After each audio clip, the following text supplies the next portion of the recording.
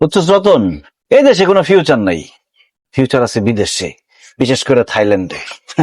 তবে যে প্রতিভা, আমার মনে হয় কি তোকে সবার থাইল্যান্ড চলে যাওয়া উচিত, তাইলে জীবনে কিছু একটা করতে পারবি।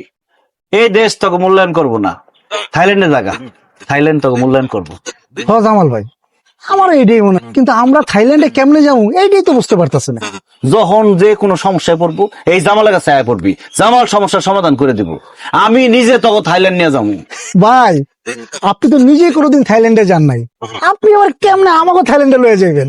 তোরা মনে জানোস না, আমার অর্ধেক অঙ্গ থাইল্যান্ডে গেছে গা।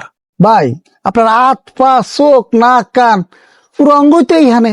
অর্ধেক অঙ্গ মানে কি? অর্ধাঙ্গিনী। অর্ধাঙ্গিনী মানে বউ। আমার বউ কে জানোস?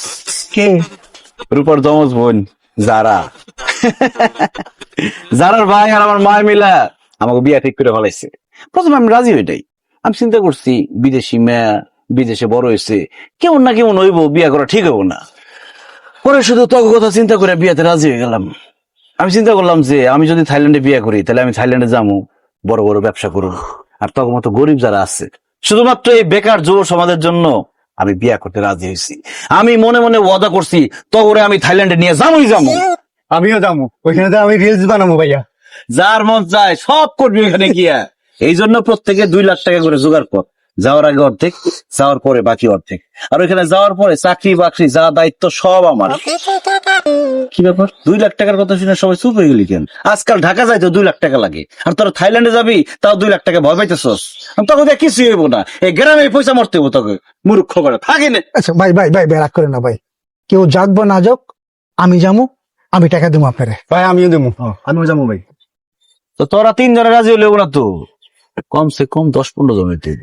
এবং আজকে তো শেষ ডেট, আজকে এন্ট্রি ফি দিতে 5,000 টাকা করে, নাইলে কিন্তু আর ভিসা দেবো না। সেটা কেন? এম্বাসিতে জমা দিতে হইব। কোনো সমস্যা নাই ভাই, লোক 3 জন 4 জন 5 জন 10 জন যতজন লাগে আমি ব্যবস্থা করতেছি, টাকা আমি ব্যবস্থা করতেছি।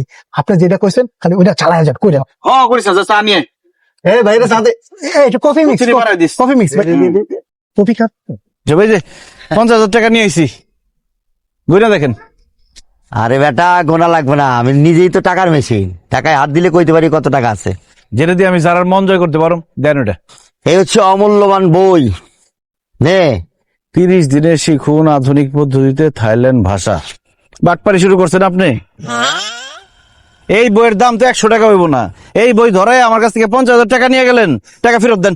তো বইটা কই থেকে আসছে? থাইল্যান্ড থেকে আসছে। একটা লোক রে দিয়ে আমি থাইল্যান্ড থেকে আনাইছি, তো 60,000 টাকা তোর কাছে নিতেছি না, 10,000 টাকা আমার পকেট থেকে গচ্ছা দিতেছি, বুঝছ নাই?